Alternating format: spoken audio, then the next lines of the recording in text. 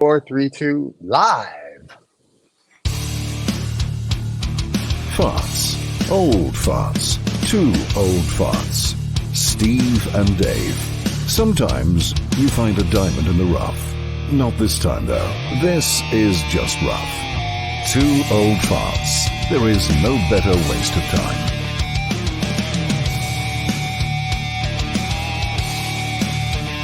Two guys. Two old guys. A lot of BS and more drivel than you can shake a stick at. Steve and Dave. God help us.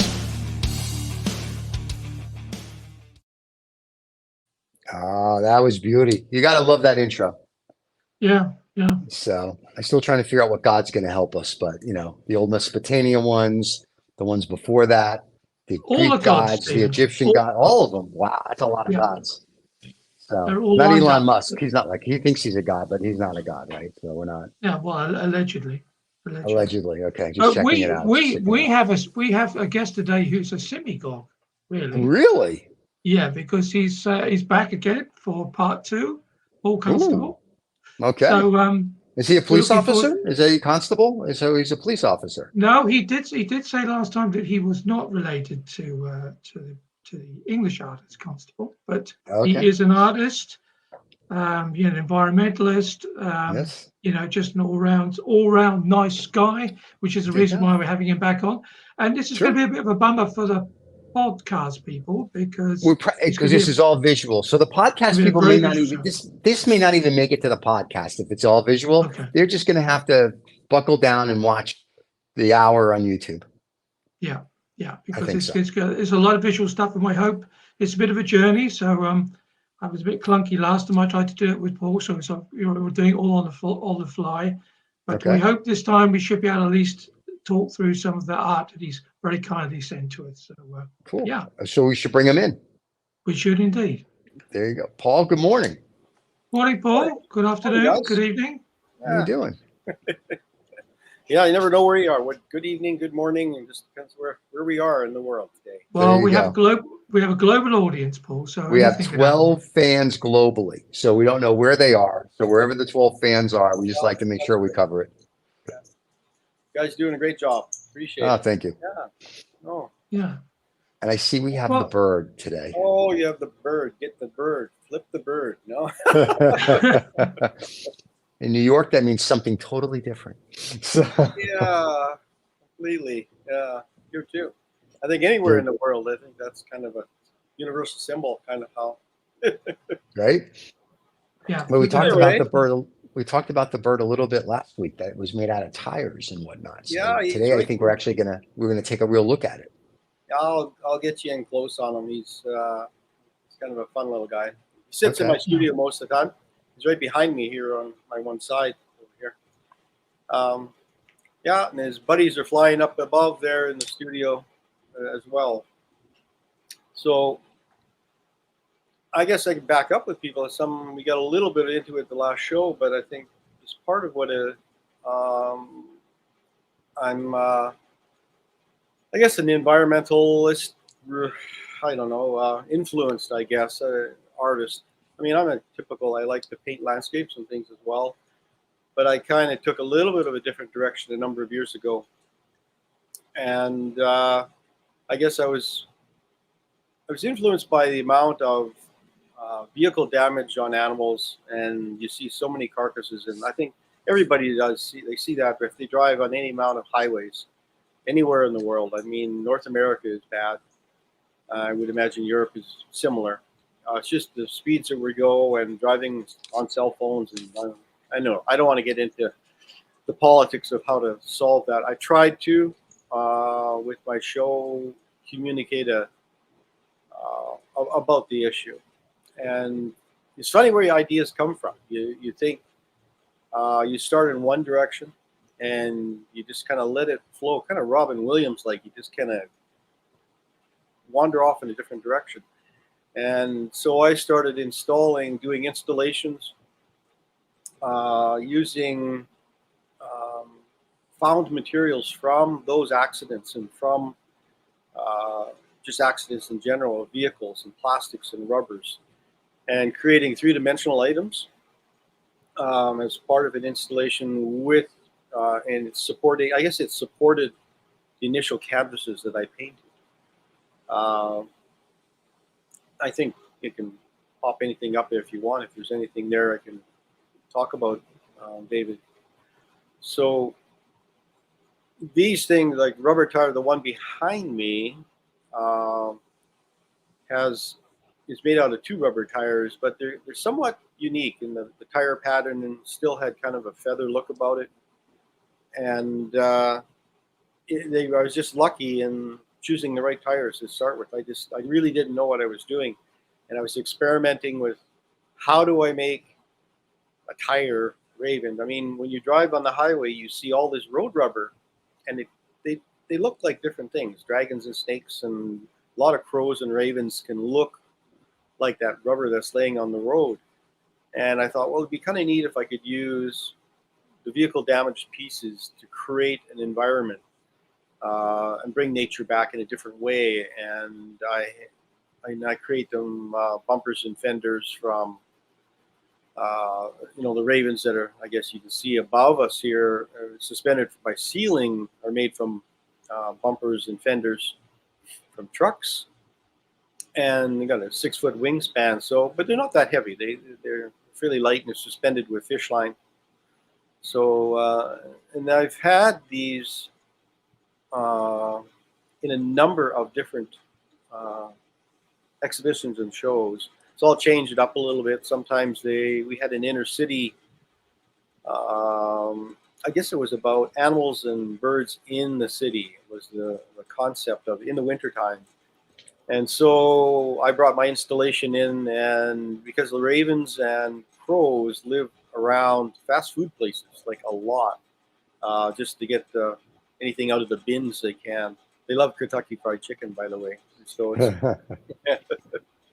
Who doesn't like KFC? yeah, Yeah. KFC, yeah, you can't see that. Yeah, it's all an acronym now. So they didn't like the word fried. I think that was the word they're trying to get away from. Right. Make it healthier. So these birds, I don't know, Dave, you got any visuals there that they can? Well, I have actually, Paul, because you, but I think we're going to have to keep the suspense level reasonably high. Okay. Because they're a little bit later on in the things that you very kindly sent me. Okay. I've got some artwork to start off with. I think this one's called Disconnect. We'll just get this one up. There you go. There you go. So you can sort of see, like, this is a 3-foot by 4-foot painting called Disconnect. It really is, I don't want to get into explaining too much about the actual piece of work, but it really is about how nature absorbs and rejuvenates itself with other life forms. So an animal passes away, it's probably taken apart by wolves and coyotes and birds and used. Short of that, it's these are my observations. Right. And it's just that the carnage was so much, like nature was responding to this, but it's like, oh my goodness, like there's like thousands of deer carcasses. Like, how do you deal with that? Here I am trying to reference this material in the ditch. My wife is sitting in the car wondering, oh my God, what's this guy doing? And I'm crawling around in the ditch taking photographs and doing drawings of this stuff. But I'm trying to make sense of this material to say, how do you make it so that it is acceptable by people rather than just shock factor? You don't want just, because that doesn't last very long. Like this, I needed works that people could come back to and find more in them and relate to them. And then this subject matter became part of the actual installations where I'm making. So they become my reference material to build a carcass, for instance, out of car parts, for instance. So, anatomically, this is probably somewhat correct, but then in a surreal way, I've stretched it and pulled it and done a few things with it to show the integration with nature. So it's, and they're acrylic on canvas is what my medium was then. I'm probably more of an oil painter now. So is that sold or is that still available for you know me, I always ask this question, right? So is that sold or still available for purchase? It's all part. You know, the problem, David, is or Stephen, is I paint lyrically, which is kind of this storytelling thing. Right, And you take one piece out, right, and now a hole or a gap in the storyline. right. So yeah, everything's available. I mean, I'd love to sell the whole show rather Right. than just one piece out of it. I mean, it's sort of like you pay a lot of money for one piece, but it might be a deal if there's a whole bunch of pieces. Gotcha, gotcha. So let me ask you this. If someone says I like the one piece, or if someone says they want to buy the show, do we have a range? It's probably $250,000 for the Okay. show. Is that now pesos, dollars, Canadian Dollars, funny yeah. money? Oh, Or? I'll even go Canadian dollars on those. Okay. I mean, you got to realize there's probably 20 pieces in the show. Oh So wow, that's awesome. So that's just the paintings. So there's Right. not and they're large. They don't, they're not, you know, there's another one, another 3 Right, foot. that's by 4 beautiful. foot. So it's kind of showing you, I kind of wanted these to give them a little bit of life. So that's what this one sort of uprooted is about. It has that, a lot of farmers and they'll go out the back hills and they'll bury that cow or calf that had died early or prematurely or something. And this Right. is pretty much the same way that animal has passed away on its own out in the country, and it's becoming part of, and it's almost like saying goodbye. Like it's got its, you know, the fingers up in the air a little bit, and it's the last farewell. Yet there's this beautiful sunrise. It's such a contradiction of you know, the up and coming new day and the end of another life form, right? So one becomes the other. There's a lot of stuff built into this, into each piece. It's not as simple as, oh, that's a pretty landscape. I've painted those, and I wanted more from the work. It needs to be telling a deeper story and a longer one. Okay. So this one is, you know, probably, well, I guess my stuff is kind of surreal in that you're marrying these kind of objects together, and they're juxtaposed. So it's to give you that, you know, a little bit more impact of understanding about what's going on. Seeing this on itself, you wouldn't really. It's a picture, right? Without the story behind it, you wouldn't understand the whole thing about what this whole picture is about. But when you add the other pieces to the story, it's like walking through a book. You can kind of go from one piece to the other, and you can actually walk around the sculptures and the things. Yeah, there's one. Tell a story. Tell the story. Yeah. Very So nice. It is. It's phenomenal work. this one's called Pan's Flute. I mean, one guy asked me, like, what do you call these paintings, right? What do you call a painting?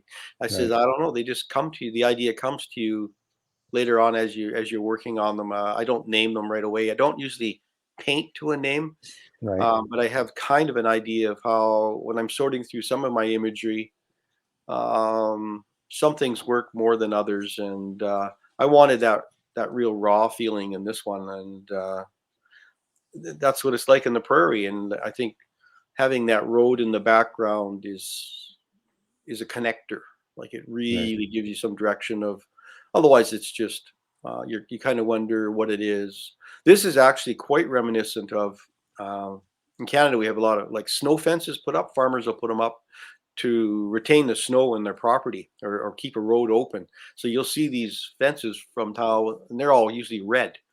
They used to be red, made out of thin sticks, but now I think they're all plastic. You can buy it from Home Depot, and you just roll it out. It's 3.5 feet, and you just keep rolling it out and stake it down.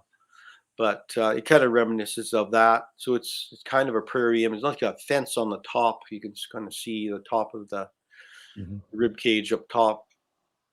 So you know, I don't paint a lot of animals. So this is more what has been left by the animal or is waiting for.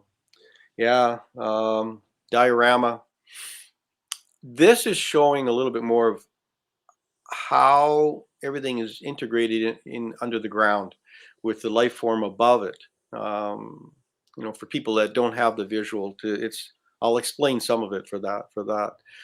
So I they think have it's good that you explained it anyway, Paul, because the Yes. last one you saw about the road, I hadn't even seen the road. I was just that's the so way I am some mornings too. I never see the road, just driving, so following so the bumper of that car in so front of you. Yeah. please explain them, because I think you know, adds Okay. so much value to your work when you do explain them a bit. Well, this one is a feeling, you know, with the rib cage and things buried in the foreground. They're almost. I was painting this one. I'll tell a story. It's not really the thing, but it affected me a lot. This story. I was painting and listening to in Canada CBC radio, and they were discussing the Holocaust. And then I started realizing when I started painting this thing, I was down to painting in the foreground, all the bones and that, and there you can see them under the earth. And they were talking about mass graves, and all of a sudden I had tears in my eyes. I could not believe I'm painting these sacks of people under the ground. Like it was just, it was, I was just, I had to stop painting. I mean, I really had to stop. I think, oh my God, what am I doing? And to stand back and re-look at this thing and say, no, no, that's not what that is. This is my vision, not what it was. But that's how it affected me when I heard another story outside of my story, like the stories. So you start feeling different things. It's sort of like in the top half of the painting, you can see all these flowers that are blooming and foliage, but they're getting life from what is under the ground. That's what this painting is about. And and subtly you can sort of see that tombstones in the background, which are, you know, broken stumps. They could be a lot of different things, but they become symbols for the way we bury our own. We have cairns and different things that we markers that say something was here, a person was there, right? Right. But they're in disarray. They're not all straight. They're not in a straight row. They're just placed there, right? They're where they dropped. That's where they were. So that's the kind of feeling that I wanted with someone. And like I said, it really affected me. And when I don't know, maybe that's a good thing when you find another thing in your own work while you're painting. Like it's like it takes you to another level of understanding, I guess I'll call it, more than anything. Um, now, you know, and I'll get to this one's called Weathered Form, but a lot of what I've got there, so the plastic ravens and the different things are representative of the life forms that are attracted to, yeah, right in the background there, are attracted to what is out on the highways and I'm just saying highways because that's access is what I had, but Right. I think it's not meant to be uh, macabre or anything like that. The shows are quite uplifting actually, but and the kids love seeing and they love they go over and that. I mean, the raven behind me is 2 feet high, and they'll come. My grandkids come and play with them a little bit, but I think I think it's really I don't know how to. You're bringing a little bit of that environment to your paintings. And I think that's why the sculpture works. Well, the Uh, interesting thing is that it's not macabre, but if Alfred Hitchcock or Tim Burton ever got a hold of it, that would be a whole nother.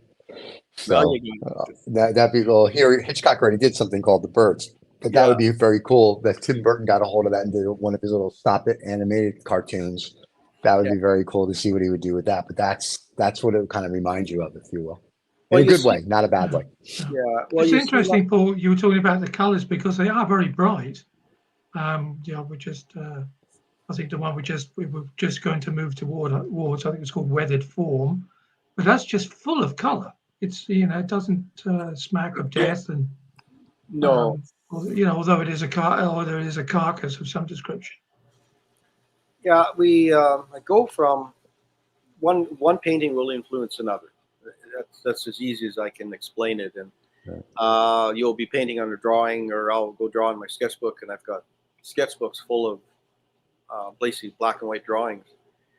But it's just understanding not only those forms, and again, they take on another area, another direction to go.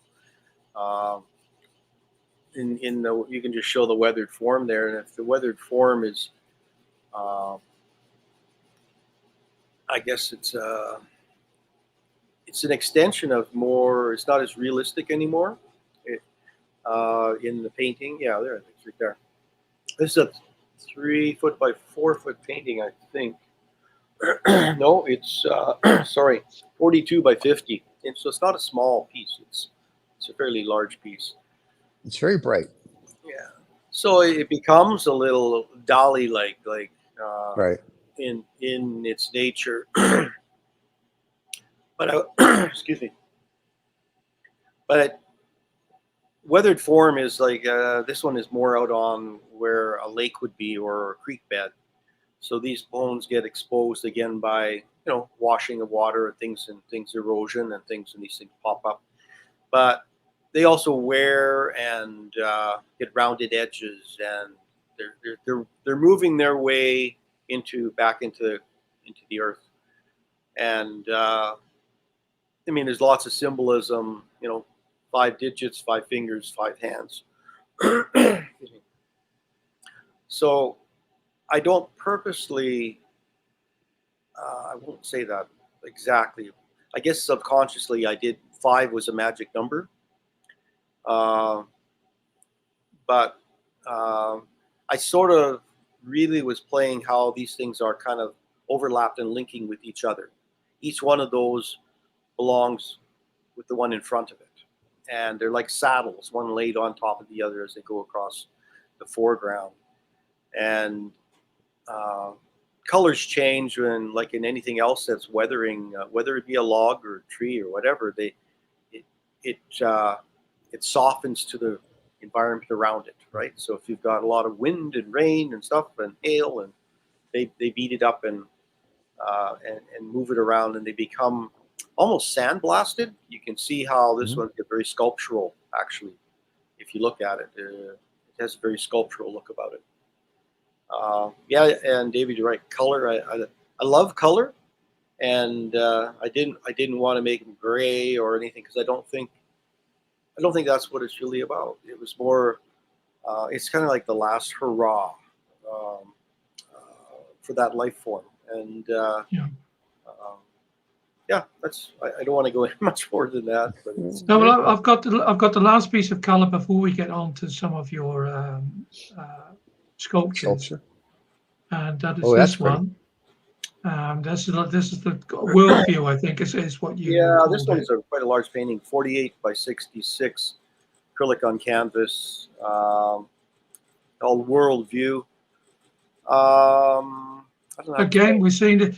Is this supposed to be the carcass on at the very front again? Okay, so David, what's happening in this one is, in our province, especially in the prairies, graveling is a big business. Sorry, Paul. What for the people who don't know exactly where you live? What province were you talking about? Yeah, we're talking about Saskatchewan. Yeah. I'm from Saskatchewan, Canada. But anywhere, even in the States, Montana, all the way through, gravel is a big business. It's multi-billion-dollar business is graveling, and it decimates a landform, like, because they just go in and dig and crush and make gravel and these gravel pits. Well, they also exhume any bones, anything that's actually going back into the earth to re-nurture that earth, like the prairie grasses and all the natural life forms that feed animals, and that's where they live. Like, we're cutting trees down, and the bears, and you're wondering why all the bears and wolves and everything's moving into the city. You say, well, you just destroyed their home, so they're going to come to your home. Well, there's indoor plumbing in the city. They don't have that in the forest, though. They got plumbing. They don't worry about it. You give it a kick and it's gone. They don't. There you go. The problem, yeah, I wouldn't. That's a whole other issue. I mean, the animal aspects of things, but this one is just showing that these bones are exposed. I did give it kind of a global world look a little bit with the horizon line. I bent it a little bit to give a bit of a world feel. But it's also part of erosion that happens when you skin the top skin off the earth, you expose everything else, and now you have erosion, and you're having, like right now, they're having flooding in Northern California, all kinds of problems up there. I mean, that comes from, flash floods, all kinds. Nothing can retain or absorb the water when there's nothing there, right? Everything just washes down. In British Columbia, we have rock slides that happen all the time because they clear cut the sides of the mountain. So there's nothing to hold the earth when you have a lot of moisture happening. So it's just an awareness piece, but it's not a big flag where you're saying, stop doing this. They're not going to stop doing it, but it's more, I'm trying to stay within my storyline. I really don't want to deviate too far from that, because you open a whole other sector that I don't have all that knowledge. Right. I'd like to do as much research as I can on my work. I think that's really key for an artist. Don't tell lies. Like, tell them the way it is, the way you see it. Gather the information, and if you're doing what I'm kind of doing,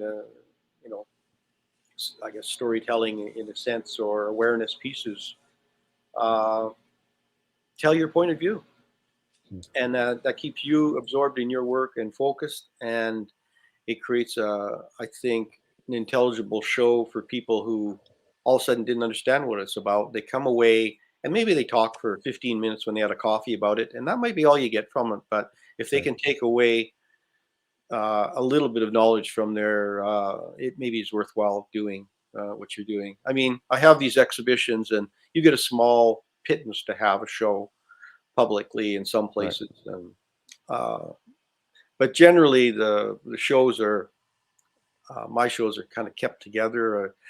I have done that in the past where I'll let a few pieces out. Oh yeah, it's just, That's beautiful. is one of the ravens. I have these things. Sorry. He's big. That looks like he's like a 6-7 foot wingspan. He's got 6 foot wingspan. Yeah. Okay. Is He looks this big. made of plastics again? Rubber? Yes, it's all made out of bumpers from cars and trucks, David. Yeah. So these, and they're not really that heavy. They only weigh a couple of pounds. They're all quite light. And I mostly use zip screws to screw them together. And then, you know what it is? You're looking for different. I try really not to manipulate the plastic too much. I really want them to kind of look like they were the way they were. They come off the vehicles, but I think I cut some of the feather tips in just to give it a bit more flavor. But this guy's name is Armageddon.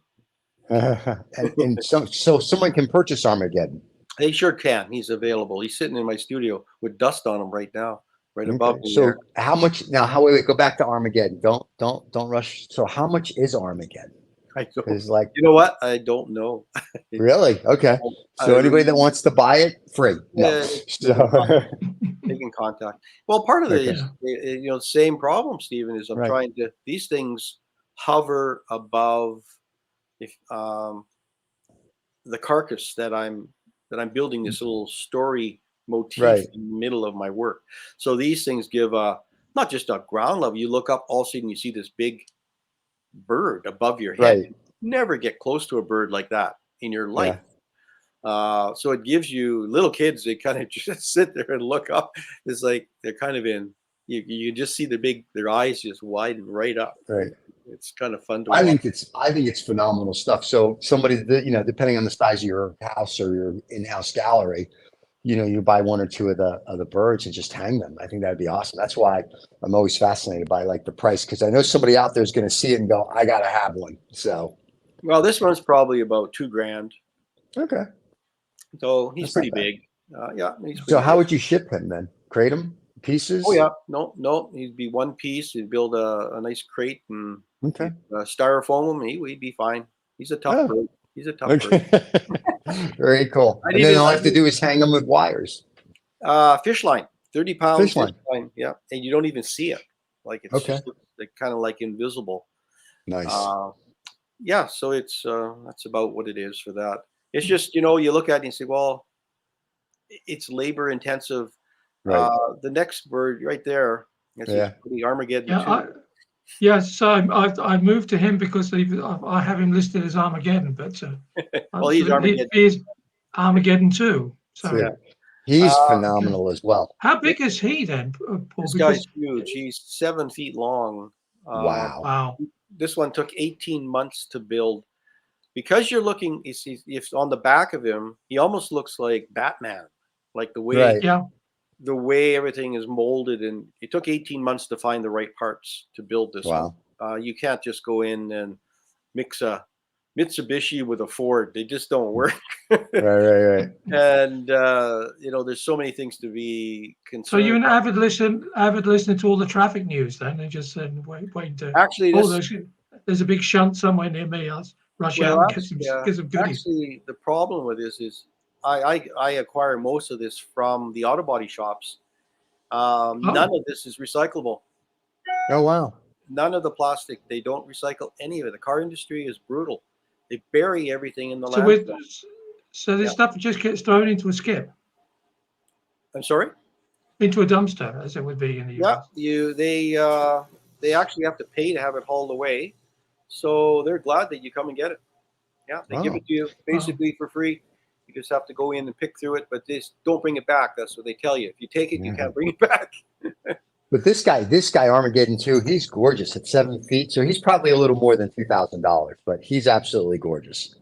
Yeah, he's a bit more. He's actually, and he's very weather tolerant. He sits outside, and I'll give you a little story about him.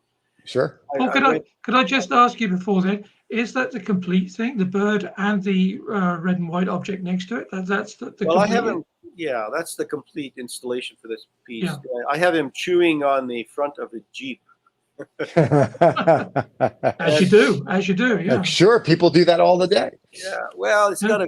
he's got that grill looks kind of, it was all plastic grill in white, and it kind of had a carcass look about it with the bones. So I thought, oh, why Right. not? And then I pulled a bit of color in around it to give it kind of a little bit of color for the page. But Very nice. I had him at a show. We had a 3-day show, and it was just I stuck it out in the yard. Some personal friends that we had this little get together for a weekend. So I thought I'll take him out there, and the wind was blowing, and his mouth is loose. The jaw is loose, Right. and the wind was blowing his beak back and forth, and it looked just like he was chewing. Oh my God, that's cute. Yeah, so he was interacting with the weather outside. But that's the nice thing about this one. It could be an outside piece. The feet are, you can't get in close on them. The feet are made out of bicycle tires that give you more of a, more like the bird that's in the background here that I've got. You can see the foot that's hanging down off of the podium there. And they're kind of rubbery. But he's very, he's very resilient to being pushed around a little bit. So he's, yeah, tough old bird. Yeah. He's very We've got cool. a- I we've like got- that one. You can see a few of the paintings in the background there. Yeah. And I think one of the painting on the left there is the one that didn't make it in into this mix, I guess, because of due to volume of images. It's called. No, he's going to come. I think I've got him at the end somewhere. Well, So that one's called Containment. So, Yeah. But it'll also give you an idea when you look at Armageddon 2 to your paintings, the scale and the scope and the size of the paintings, as well as the sculpture. So it's not like they're little like one by ones. They're mammoth, and so are the sculptures. So they all kind of tie together. It's absolutely gorgeous. Yeah. Well, that's there. Okay, there's the other one that I've got. This one is actually made from the, I guess what do you call it? The inside of the tire housing on a F-150 truck. Okay. So that gives you that rounded look to it. So that is this one again just suspended by fishing line? Yep, everything's just by fish line. And this one has a more lackadaisical look about it, more so than Right. Armageddon. The other one's a little bit more aggressive looking. bird. And again, the size, Paul, for this one? It's still a 6-foot wingspan. Oh, wow. And if I actually pulled it out, this one might even be bigger if I was to stretch it right out. But it's, I'm just trying to look at it. Oh, yeah, no, it'd be about 6 foot. I think that's time you get around the diameter, around halfway around in a truck tire. But Very cool.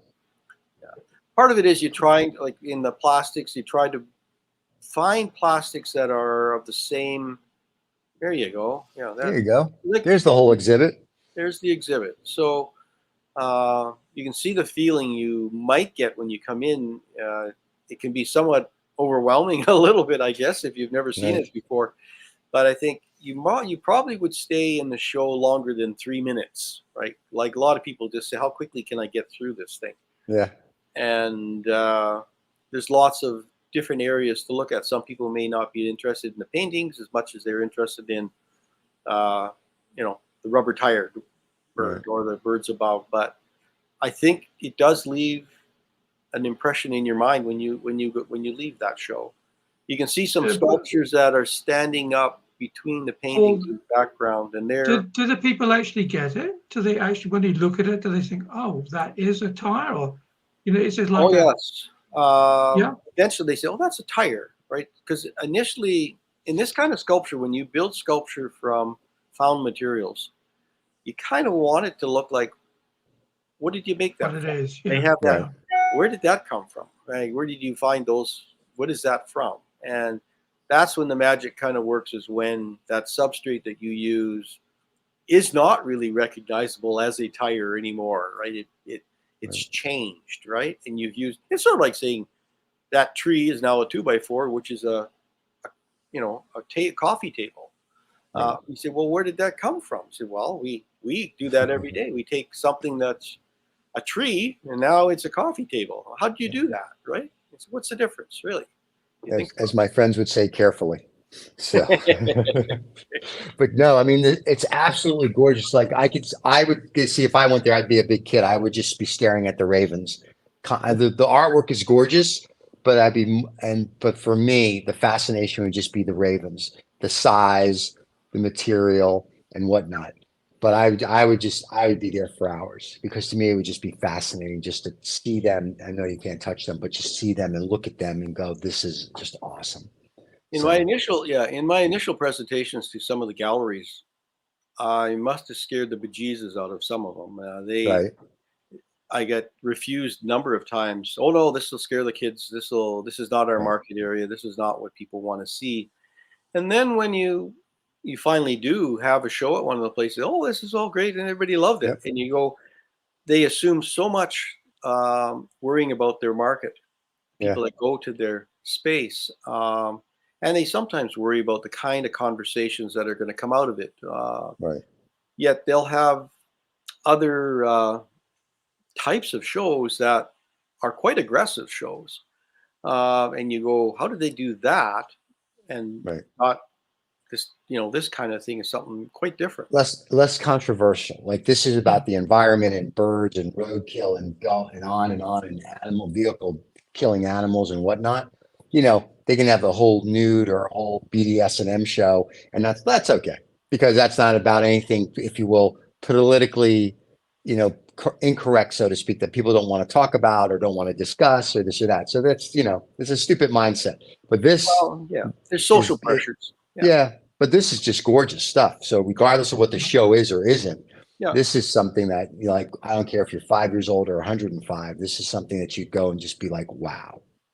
I'd hope so, and I think I've had this in places where people eventually come through and they're quite.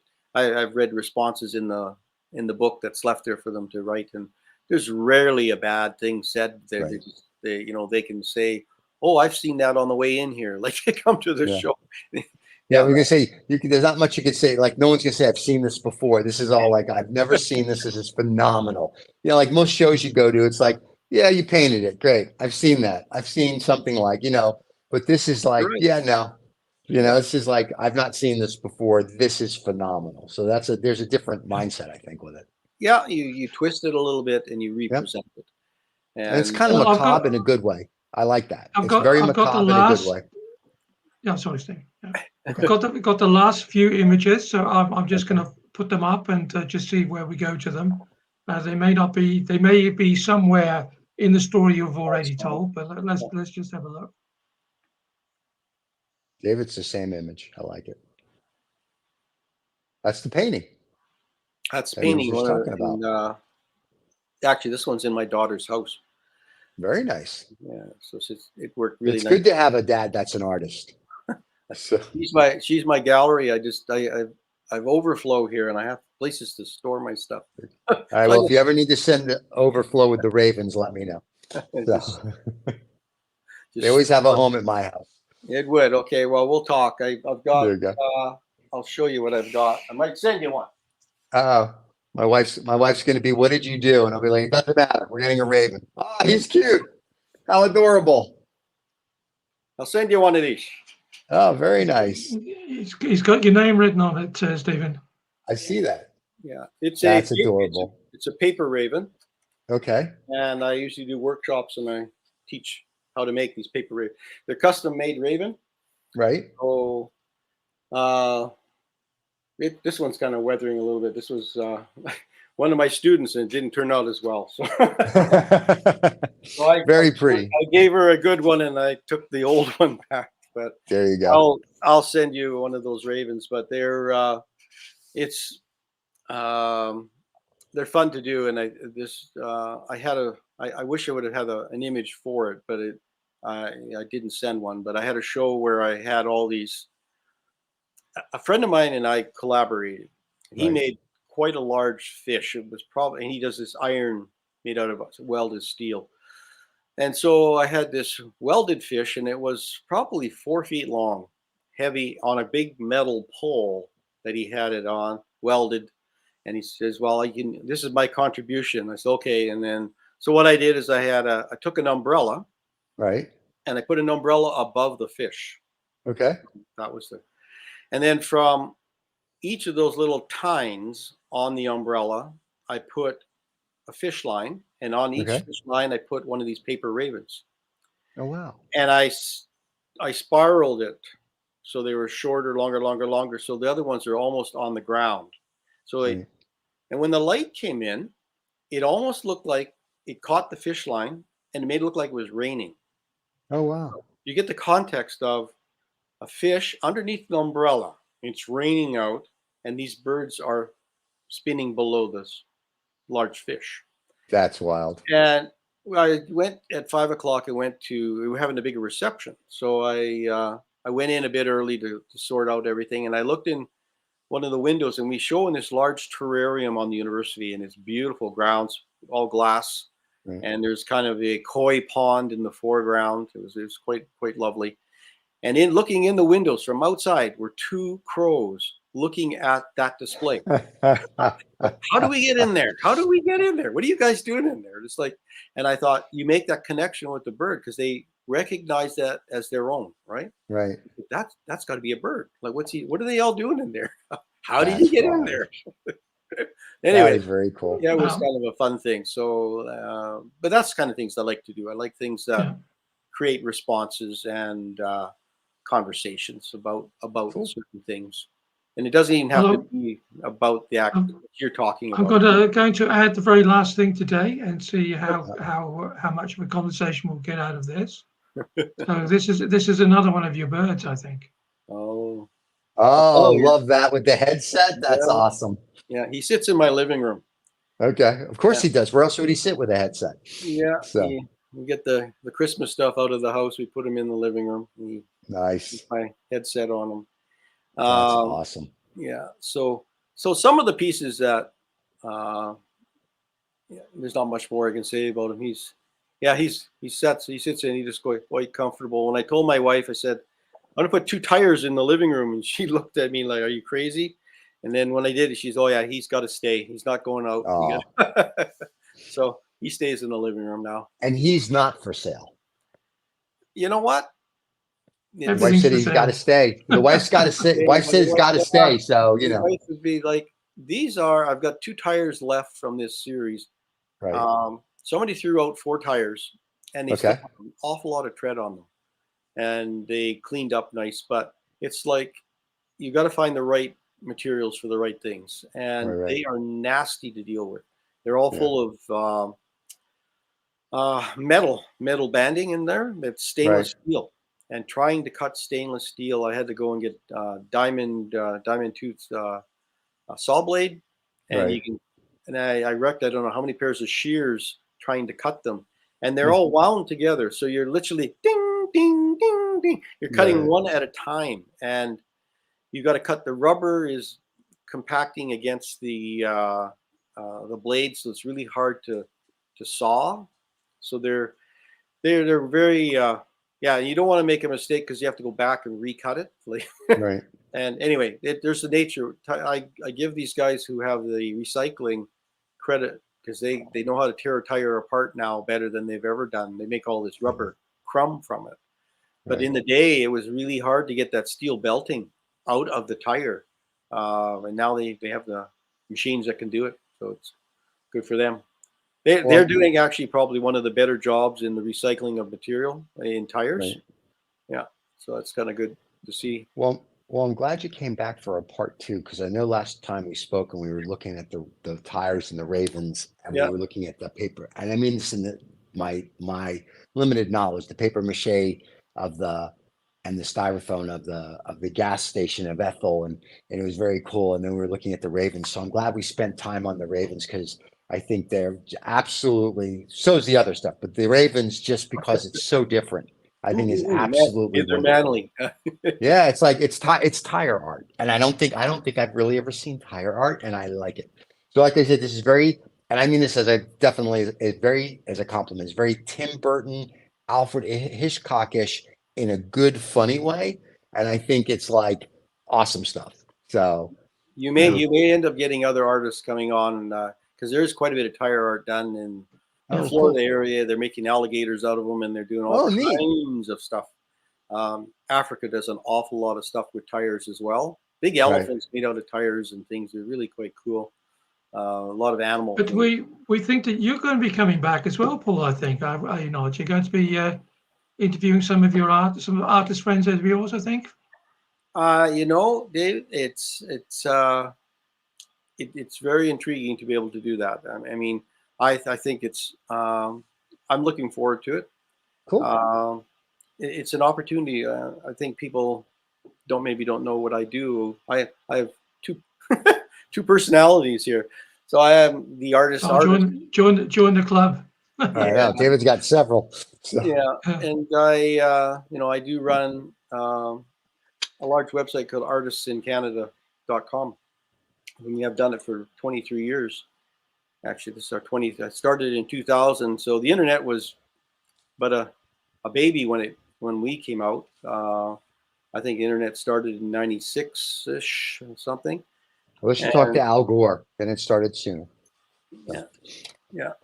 Anyway, so we created this basically this telephone book for artists. So you can right. contact the artist and you can commission them. You can contact them anyway. And so now then social media has come on, but we're still there and doing our thing. And it's what we have is Canadian artists, but we do accept galleries from around the world to post their page.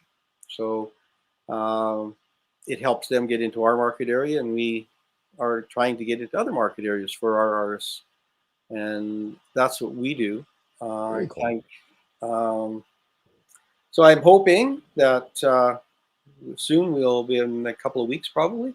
We'll be ready and queued to have a few interviews, and we can talk about that how that's going to go about Sure. uh, and I see what think kind.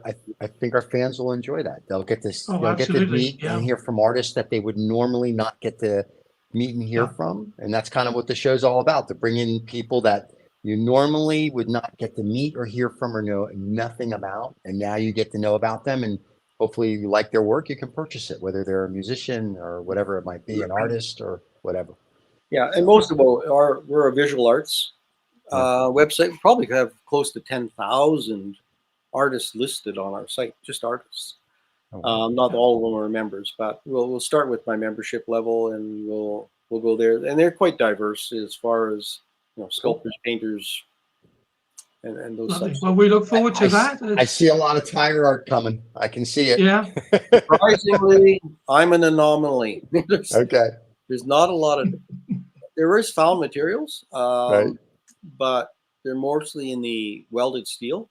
So Okay. farm implements, and they'll make Yep. owls Well, and I've ravens. I've seen that. I've seen the welded steel stuff. In fact, we brokered a deal back in the '90s when we were doing a lot in art with a guy who did. He would use mufflers, and make giraffes and all sorts of animals, and we helped him sell it. So we became his broker for like a year, and we would sell his stuff around the world. And I was just shocked that people were buying it. But he's like, "But you like it?" I'm like, "Right." He goes, "Well, why wouldn't other people like it?" I'm like, "Good point." So I've seen that, which I always think is just, it makes me smile. So it's kind of like your ravens make me smile. And I know it's like the environment and it's vehicle damage to animals and whatnot, but I see them and I'm just like, that's cool. Like it's just one of those, they're very playful. And I mean that in a good way. So These would look good in a tire shop in their front foyer. yeah, here you go. They would. This is right? what you can do with your Very tires. Yeah. Well, I just don't want to go pounding door to door and sell the guys his tires back. And Right. We'll call Goodrich and Goodyear and see if they want to buy some tires from Yeah, you. we will. But that'll be for another day, I'm sure. Paul, thank you There you so go. much for joining us. We look Always a really pleasure. excited about having the Artists in Canada show back on Two Old Farts. Yeah. Stay with us after the credits because it's always just good just to tie a few things Yeah, up. because David's got to get his 1 minute in now. So this is You the fun. betcha. We're very proud of him that he did this. So, and then I have to do my spiel here, which is don't forget to subscribe, don't forget to like, and leave comments below. If you didn't like the show, we don't care. If you like the show, tell all your friends, and feel free to contact us if you have ideas for a show as well. And we'd like to thank Paul and David and myself on this nice day. Then thank you for coming out. And for all you people that are tracking, this is show number 91. So we're getting close to the 91, 100 Stephen. mark. Yeah, Who would have 91. thought that? Who would have thunk it? So I think for the Yeah. 100th show, we're going to have a big surprise. Oh, here comes the rock and roll. This is David's favorite part because he gets to speak. Yeah, for the Well, first time sadly, ever. this is the end of today's show. A really big thank you to everyone who contributed today to the show. And of course, thank you to my co-host, Stephen Oldfart. I'm David Oldfart. Don't forget, subscribe to the show and get all the latest updates from Two Old Farts Making Noises. But wait, there's more now because David's added a really cool ending. So you got to stay tuned. If you're about to click off the YouTube channel, you're going to miss a lot of stuff. There we go.